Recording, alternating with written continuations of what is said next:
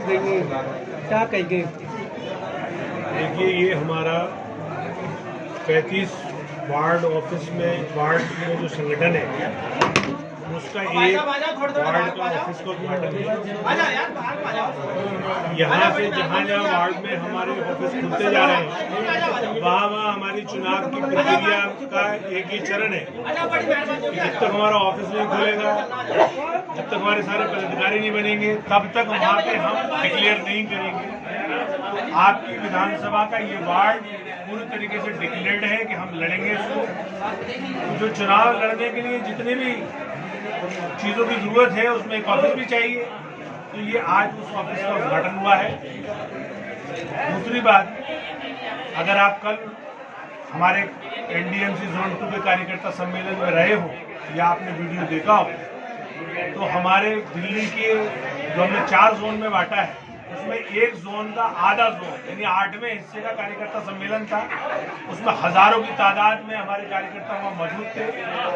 तो वहाँ से और यहाँ से हम आपको बताना चाहते हैं कि मजलिस पूरी ताकत से एमसीडी का चुनाव लड़ेगी और जितना रेस्पॉन्स हमें पब्लिक से मिल रहा है उतने हमें उम्मीद है कि नतीजे चौंकाने वाले हैं। कैसे दूर करेंगे? जिस तरह से कहा जाता है कि एमआईएम जो है बीजेपी की बी टीम है और उन्हीं इलाकों में चुनाव लड़ती है जहाँ मुस्लिम बहुल्य इलाके हैं, बाकी इलाकों में तैयारी नहीं करी, कैसे दूर करेंगे जनता का ये विरोध को?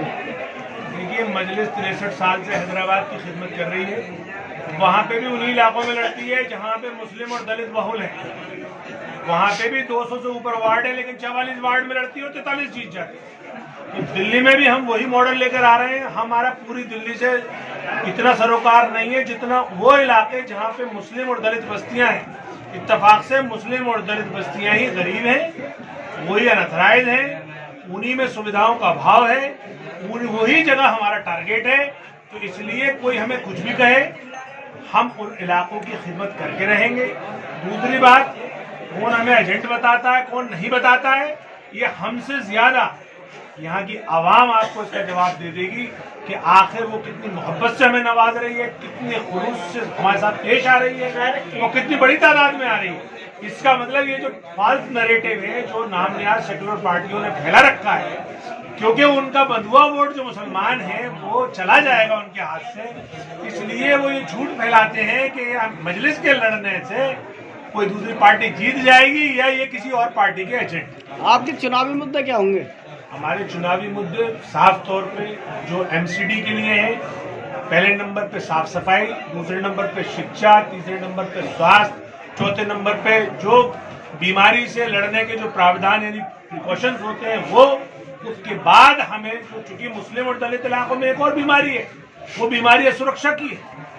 उनकी जो सुरक्षा की भावना उनमें नहीं है, उस सुरक्षा की भावना को जगाना और सरकारों को चेताना कि इन इलाकों को इतना इस तरीके से डील करें ताकि इन इलाकों में सुरक्षा की भावना पैदा हो।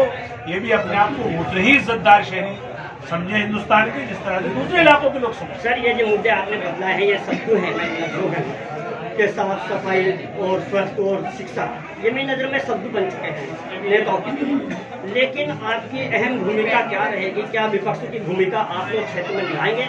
जैसे कि अभी कांग्रेस ने पोल यात्रा चलाई है, वो भी एक दिन चलाकर अपने घर में बैठ गई है, यहाँ की जनता पूरी तरह से परेशान है।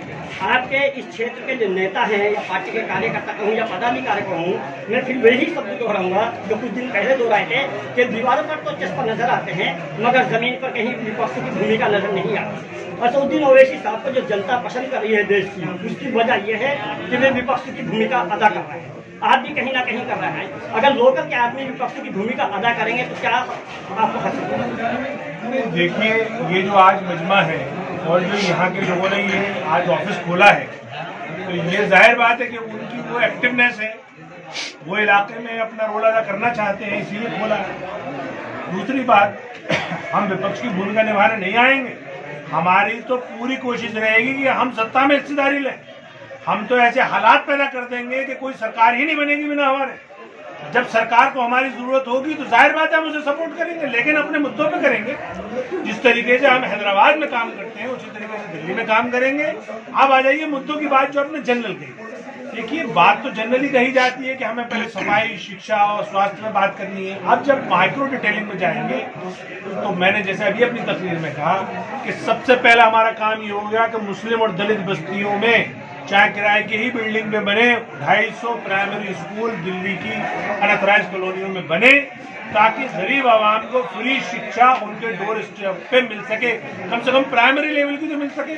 दूसरे नंबर पे यही हम मोहल्ला क्लिनिक का मॉडल पेश करेंगे कि जिस तरीके से मोहल्ला क्लिनिक दिल्ली सरकार की पॉश इलाकों में बन रही है, उससे ज्यादा यानी उससे 10 गुनी अनथराइज इलाकों में जरूरत है। चूंकि पॉश इलाकों में इलाके बड़े लेकिन आबादी कम है, अनथराइज इलाकों में इलाके छोटे लेकिन आबादी बहुत है। अब जब बीमारी जो होती है वो तो इंसानों में होती है ना, तो उसकी नंबर ऑफ मोहल्ला क्लिनिक बढ़ जानी चाहिए या पॉली क्लिनिक बढ़ जानी चाहिए, जबकि उसका उल्टा है।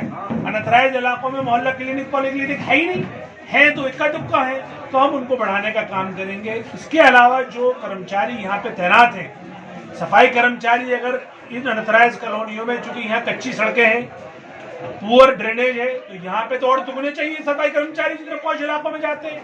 जबकि है क्या कि जितने पॉश इलाकों में सफाई कर्मचारी तैनात है, एमसीडी ने इन इलाकों में 1/10 तैनात किए, और जो तैनात किए वो भी नहीं आते, क्योंकि काउंसलर की वो खिदमत करके चले जाते हैं, छुट्टी मार लेते हैं। तो इस तरह का जो सूरत हाल है कि न साफ सफाई पे ध्यान है, न स्वास्थ्य पे ध्यान है, न शिक्षा पे ध्यान है, इस तरह की हम वार्डों में व्यवस्था बनाएंगे ताकि हमारा नुमाइंदा इन सारी व्यवस्थाओं को बनाने को सुनिश्चित करेगा और इलाके को जितने बेहतर बना सकता है वो बनाएगा। आबकारी नीति जो दिल्ली सरकार लेकर आई है उसको लेकर कांग्रेस के बहुत सारे प्रदर्शन हुए, लेकिन एमआईएम की तौर से कोई प्रदर्शन नहीं किया गया है इस इलाके में। अपना पर क्या कहेंगे उसको? देखिए, जब आबकारी नीति आई थी, जब आबकारी की 3 हिस्सों में नीति आई, पहले हिस्से में उन्होंने उम्र 21 साल से 18 साल करी, दूसरे हिस्से में उन्होंने ठेकों की संख्या 600 से 900 पहुंचाई, तीसरे हिस्सों में उन्होंने उसकी टाइमिंग बढ़ाई, चौथे हिस्से में से फ्री होम डिलीवरी करा, 5वें हिस्से में उन्होंने और इसको प्रमोट किया कि शराब आम आदमी पिए।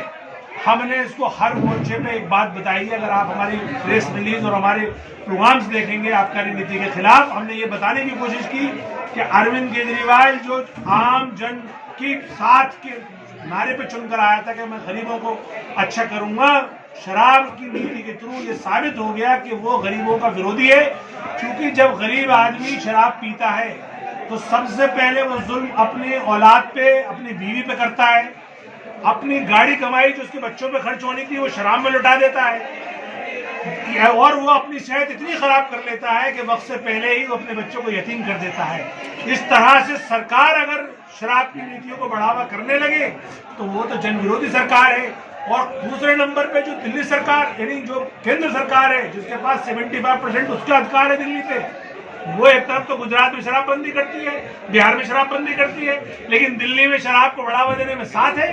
तो ये नूरा कुश्ती है अरविंद केजरीवाल और नरेंद्र मोदी की, दोनों मिलके शराब को बढ़ावा दे रहे हैं। क्योंकि शराब माफियाओं से जो उनको पैसा मिल रहा है वो उनको अपनी जेबें भरने में और अपनी शेलों की जेबें भरने में काम आ रहा है। हमें और आपको ये सब बताने की जरूरत है आम पब्लिक को कि जो सरकार अगर शराब को बढ़ावा दे तो आप समझ लीजिए कि वो आम गरीबों की दुश्मन है, वो सरकार गरीब दुश्मन है। इसलिए ये मजलिस का नारा भी है और मजलिस का पैगाम भी है। अरविंद केजरीवाल ने ये गरीब हिंदुस्तानियों से, गरीब दिल्ली वासियों से दुश्मनी की। दिल्ली में कितनी सीटों पे चुनाव लड़ रही है एमआईएम?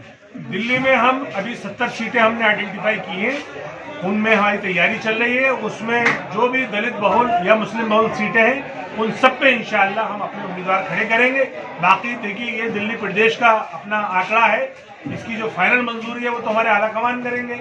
जो भी बैरिस्टर साहब या हैदराबाद से हमारे लिए आदेश आएगा हम उसको पालन करेंगे। दलितों को किस बुनियाद पर साथ में जोड़ने का काम कर रहे हैं? दलितों को तो बुनियाद की जरूरत ही नहीं है। पूरे दिल्ली में 2 ही तबके मजलूम है, दलित और मुसलमान। अगर नहीं है तो आप चले जाइए, दलितों की बस्ती और मुसलमानों की बस्ती अनथराइज इलाकों में मिल जाएगी।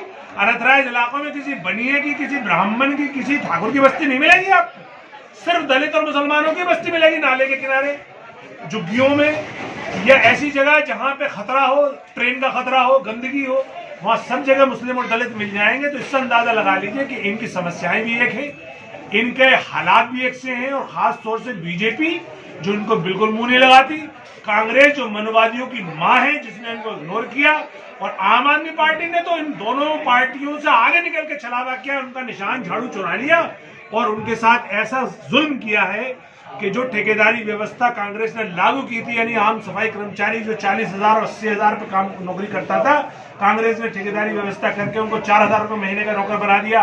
और अरविंद केजरीवाल ने यह वादा करा था कि हम ठेकेदारी व्यवस्था खत्म करके सफाई कर्मचारियों को नौकरी देंगे। इसने और ठेकेदारी व्यवस्था में इजाफा कर दिया। तो ये समझिए आप कि दलितों पे हमसे भी ज्यादा जुल्म है।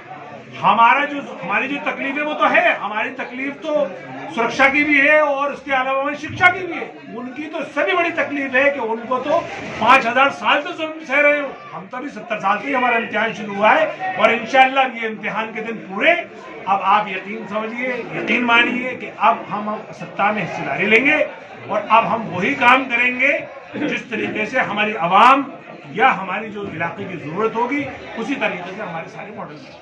बहुत